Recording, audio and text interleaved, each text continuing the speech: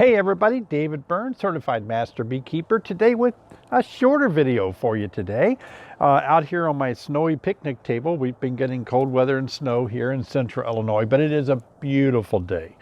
The picnic table is covered with snow, as you can see, and there's beautiful snow hanging onto the trees above me.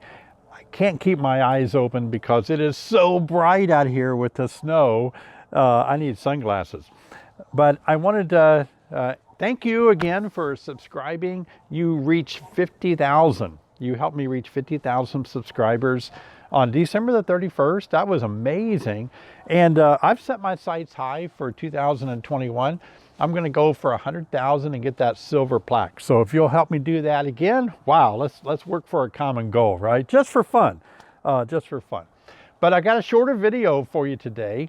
I'm going to talk about Hive tools. I've got several Hive tools that I'll be showing you and telling you what I like and don't like about them and how important Hive tools really are. Let's get started.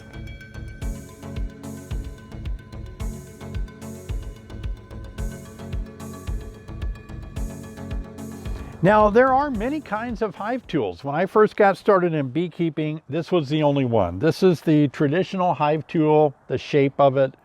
It has the holes here for pulling out nails in your equipment that may have worked loose. And you can use this flat part for a hammer to hammer nails back in.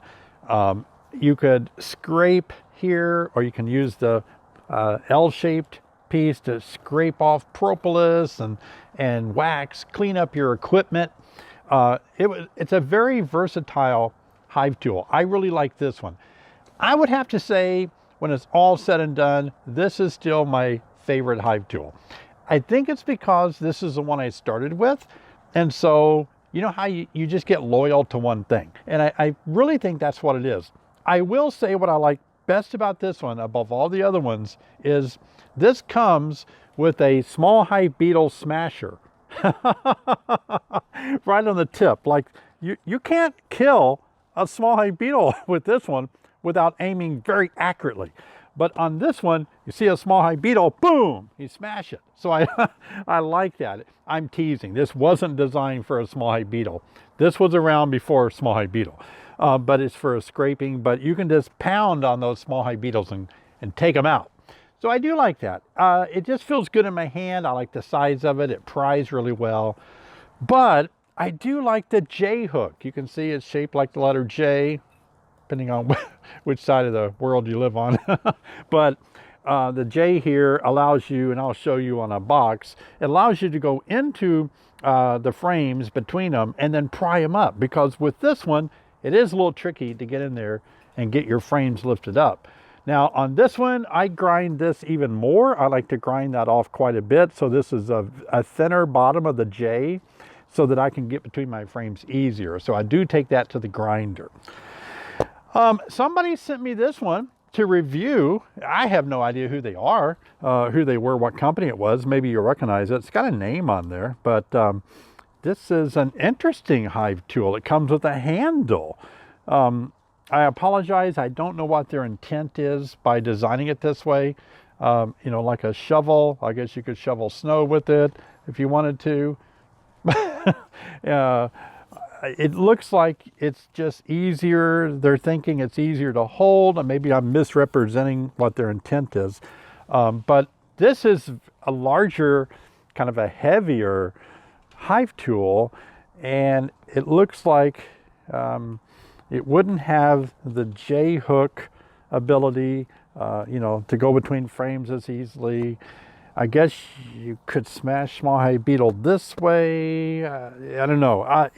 It's something that, for me, right off the bat, I'm still not going to give up my traditional Hive tool for this one because it doesn't seem as advantageous for me.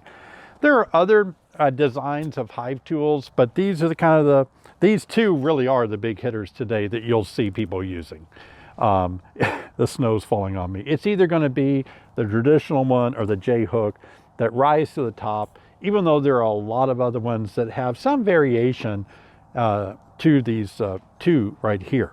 But I wanted to throw this one in there as well.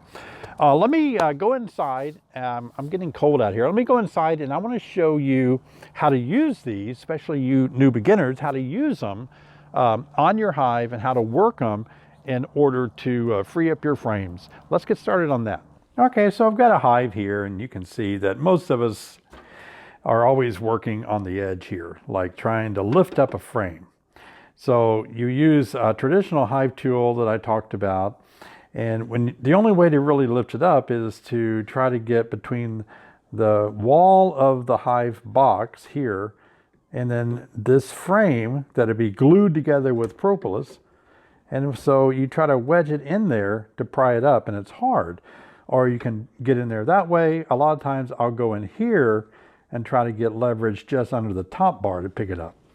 So the J hook actually is the the better one. Now this one is right off the shelf, as you can see. And so what you're supposed to do is put it down in between frames. Like if they were tight, you would put it between frames, and then by going like that, you can lift it up, see? So this is wide right here. So what I do is take it to the grinder and I start to grind off the edge.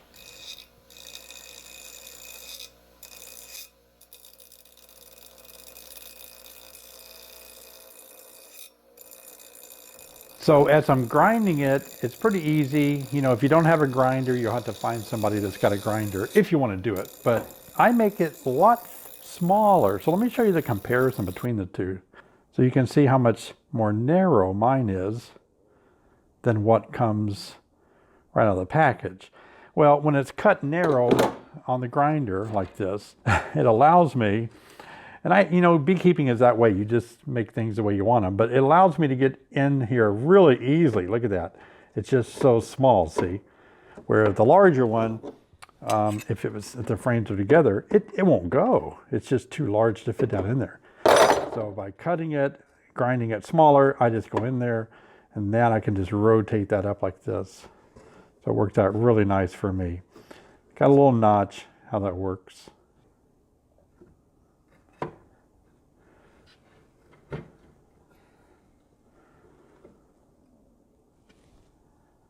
Okay, well, I hope that was helpful for you on hive tools. And I'm going to make about 2 or 3 videos per week. I'm going to make shorter videos like this throughout the year. And then I'll make maybe once or twice a month, I'll make the longer video with my coffee time. But I want to keep hitting you with more videos like we did today. Special equipment, maybe explaining equipment in the hive. A lot of new beekeepers getting involved in beekeeping, so I want to be there to be your source of understanding everything that's going on with your new exploration of becoming a beekeeper. And so I hope you'll enjoy this. That will help me make more videos if I make them a little bit shorter for time's sake on my part. A lot of editing going on. And hopefully it'll help me reach 100,000 subscribers by the end of the year as I continue to make more videos for you. Okay, so please subscribe down below, click on the bell, and I'll see you next time.